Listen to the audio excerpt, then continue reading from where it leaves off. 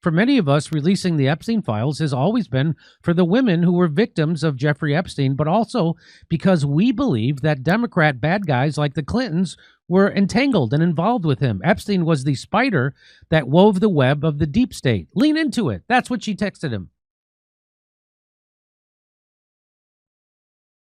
I have every single interview I have ever done. I have defended President Trump. I've said over and over that the women say he did nothing wrong, and their attorney says he's the only one who helped. And the Democrats had 4 years to release the files, but did nothing. Stop ignoring the women. Many of them literally voted for President Trump and say so publicly. Them being raped as teenagers is not a hoax.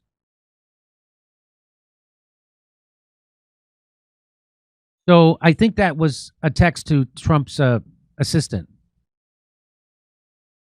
Has it ever occurred to you, Marjorie Taylor Greene, that maybe the Clintons and all those people went on the Lolita Express 26 times because the chef on that plane makes a great flaming shrimp thing that's worth a round trip? Unfortunately, though, that chef drowned. But I'm sure the new one is just as good at everything, including swimming. Here she goes on ABC News. Marjorie Taylor Greene. Watch this. It's funny because Dana Bash thinks she's going to corner her. And Marjorie Taylor Greene jujitsus her. Watch this. Ask you about something you posted just yesterday on X. You questioned who and what country is putting so much pressure on Trump to keep the Epstein files hidden. And you included a picture about donations from pro-Israel lobbying group AIPAC. What are you trying to say there? Mm-hmm. Well, I think it's the question that many Americans are asking, especially when we saw information recently come out in these emails that the Oversight Committee that I serve on has released. And we saw Jeffrey Epstein with ties to Ehud Barak.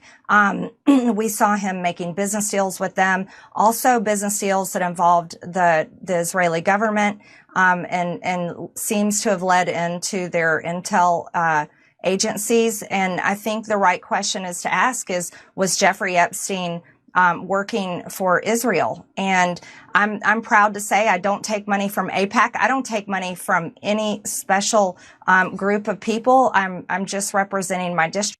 No, she's a AIPAC stooge, not Marjorie Taylor Greene, but Dana Bash. So that's why she looks so upset right now. And the American people, and so that's what I was referring to. There you go. There you go. Two blonde girls getting into a fight. America, F yeah. Am I right? Come on. It's like we're at Disney Orlando. So Trump appears to mock Representative Thomas Massey's remarriage in a Truth Social post. President Donald Trump appeared to mock his remarriage to someone named Carolyn Grace Muffa over a year after Massey's wife's death in June of 2023. So a year and a half later, the guy gets remarried. Guys don't do well alone. All his kids are grown. He was with his wife for 35 years. Guys don't do well alone. He got remarried a year and a half after. I say good for him. In a post on Truth, Trump criticized the Kentucky congressman's decision to remarry and questioned the timing of his new marriage. Really? Well, coming from Donald Trump, it's like Ben Shapiro accusing you of emotionally manipulating the audience with your agenda. There it is. Did Thomas Massey, sometimes referred to as Rand Paul Jr. because of the fact that he always votes against the Republican Party, get married already? Boy, that was quick. No wonder the polls have him in less than 8% chance of winning in the election. Anyway, have a great life, Thomas, and I guess that's his new wife. His wife will soon find out that she's stuck with a loser. Well, it sounds like Donald Trump is the loser in the Epstein file saga because Thomas Massey has over 100 Republicans to join him to force Donald Trump's administration to release the Epstein files. Now who's the loser? Now who's the winner? So, yikes. Look at the community note on Trump's post about Massey. So there's a community note. You want to see it? Mhm. It says, Massey's wife passed away on June of 2024. Having been married for over 30 years and having 4 children together, he married Carolyn Grace Moffa, a former staffer for Senator Rand Paul, on October 19th, 2025. Whoa. Okay, so loser. Loser.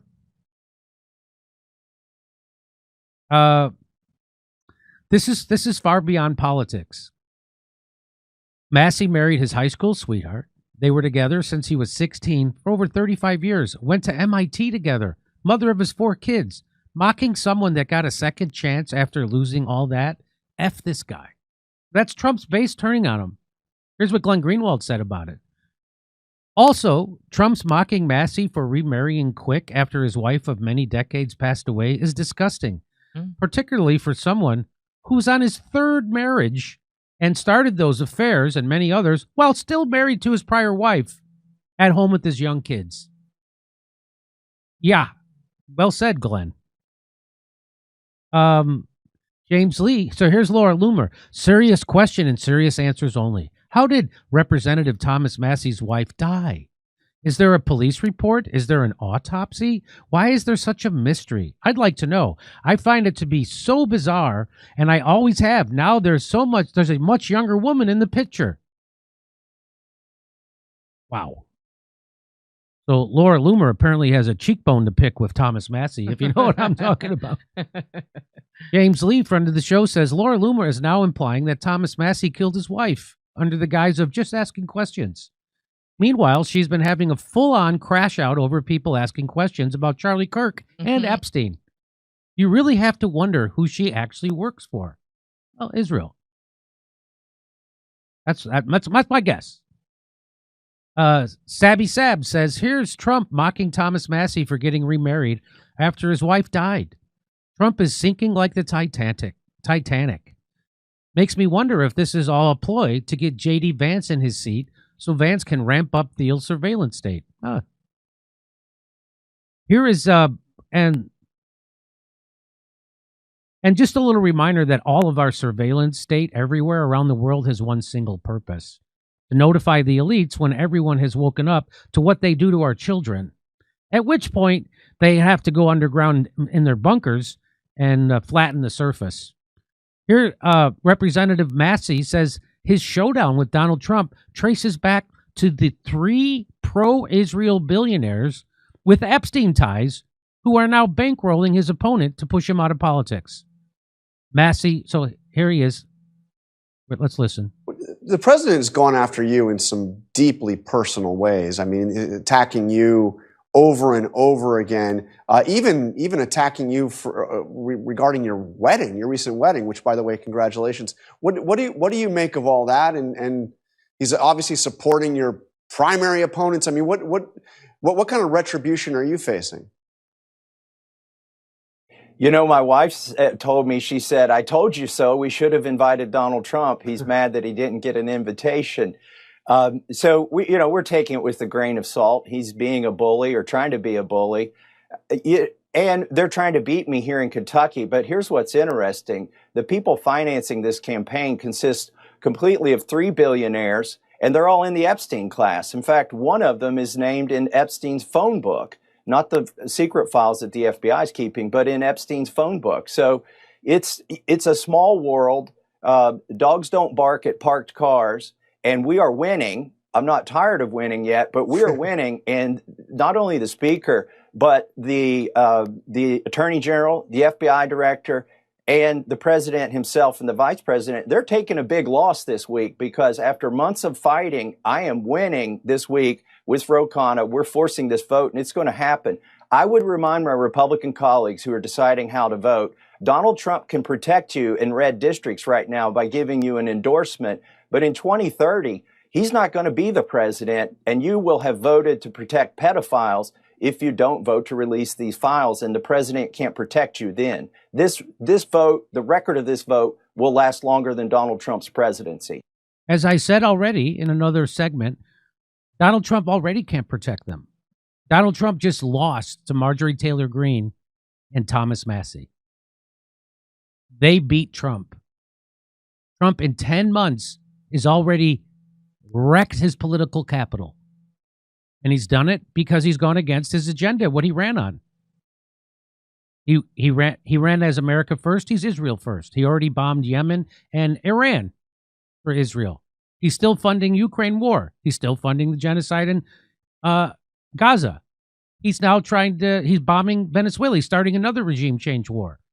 He sided with Vivek Ramaswamy against American workers and is importing H-1B visa workers by the tens of thousands, hundreds of thousands, millions, who knows?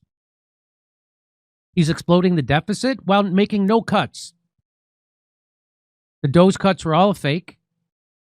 He didn't cut any of that money from the budget. He just gave it to the Pentagon. And now they're doing all that stuff, and including expanding their surveillance state. The Pentagon that can't pass an audit. He gave them $200 billion more. So he's wrecked it. There's in every way possible, he's wrecked it, and he's lost. And so Thomas Massie is wrong there. It's not, we don't have to wait for 2030. It's already happened. Thomas Massie's already got the Republicans to vote against Donald Trump over the Epstein files to the point where Donald Trump had to cave and pretend like he wanted this all along. And guess what? Donald Trump takes $230 million from AIPAC. Marjorie Taylor Greene, zero. Isn't that interesting? Isn't that interesting? So what that Israel gave Donald Trump $230 million? It's not like it's not like they're giving him any of our money. Oh, wait. Here's Thomas Massie. Thomas Massie, zero from AIPAC. Donald Trump, $230 million from AIPAC.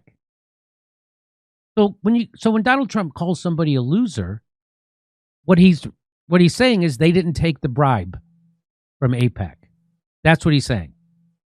Losing out on the opportunity to portray your own base. And here is Speaker Johnson. And listen to what he has to say about this Epstein petition. I want to say this tonight, and I think this is a shame to a lot of the Hill Press Corps. I'm not going to name any of you by name, but I haven't seen many stories written yet about the fact that we put the discharge up for unanimous consent on the floor tonight. The Republicans, the Speaker, and the Republicans asked for unanimous consent to just go ahead and pass the discharge because I think it's a moot point. The Democrats objected to the unanimous consent. Nobody's written a story about that. That's stunning to me. How can you miss that? I'm doing a story on it. I've seen lots of other people do stories on it. And the reason why they don't want you to slide a unanimous consent through, because they want everybody on record. They want the Republicans on record for voting. That's what it's clear as day. That's what they want. And they're going to get it. And he's trying to pretend like, why wouldn't you give a unanimous consent? Jonathan D. Pratt says it would not have required the members to go on record. So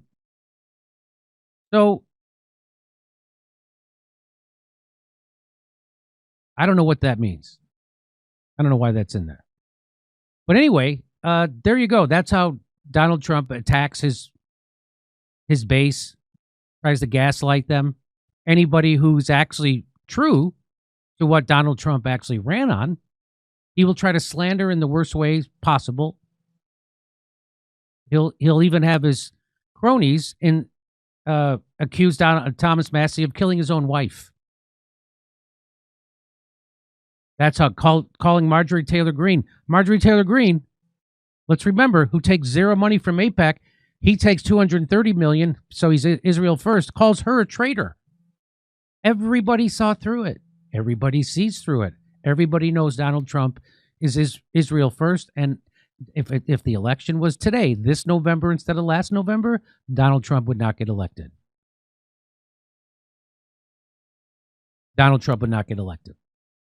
So that's Donald Trump attacking Marjorie Taylor Greene, one of his most ardent supporters, for doing something she's supposed to do. Okay. And if you'd like to hear my jokes about this, come see me in Pottstown, Pennsylvania, December 6th, January 11th. It's a Sunday in Waikiki, Hawaii. It's at the Blue Note Theater. It's beautiful. You want to make a vacation this year? Go to Hawaii. I'll see you in Waikiki. January 30th, that's a Friday. We're going to be at the Comedy Store in Los Angeles. Are you in Los Angeles? We'll see you there. It's a Friday. Go to jimmydore.com for a link for tickets. Over to Steph. Okay. Should we go now? Do you want to do one more story or just go to Rumble now? I could do one more story. Okay. And then after this story, we'll go to Rumble. MAGA is dead. Trump killed it.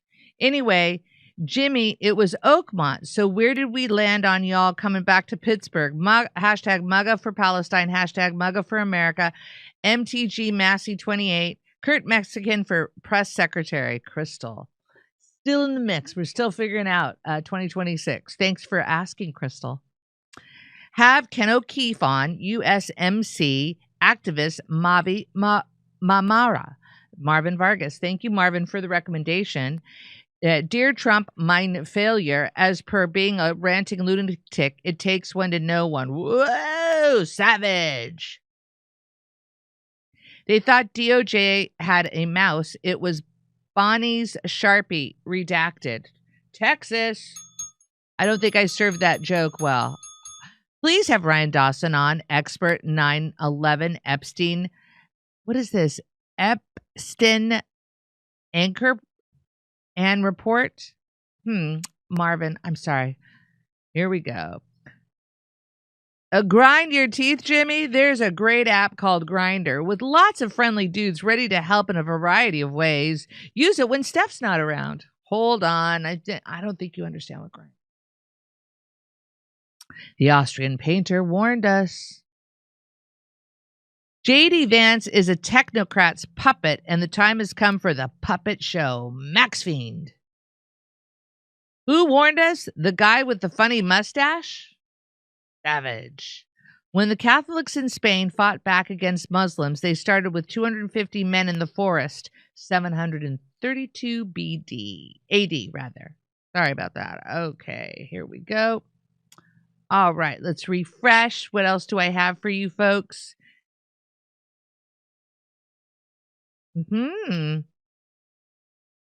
Rumble chats need work. What do you mean, Ed? That's funny. You're right, Ziggy Zog. Steph is never not around. You're right about that one. All right. Oh, let's see here. All right. Scrolling. I would like to see Hawaii, but would not want to live there. Jamaica was cool back in the late 80s. That's from Ed. Thank you, Ed. Hawaii is an island isolated 3,000 miles from anywhere. If you live there, you begin to realize this. Stumped. Thank you, Stumped. All right, here we go. Oh, I'm not sure what's going on here. All right, let me refresh. How you doing, Jimmy? You good? You can come to me. All right, back to Jimmy.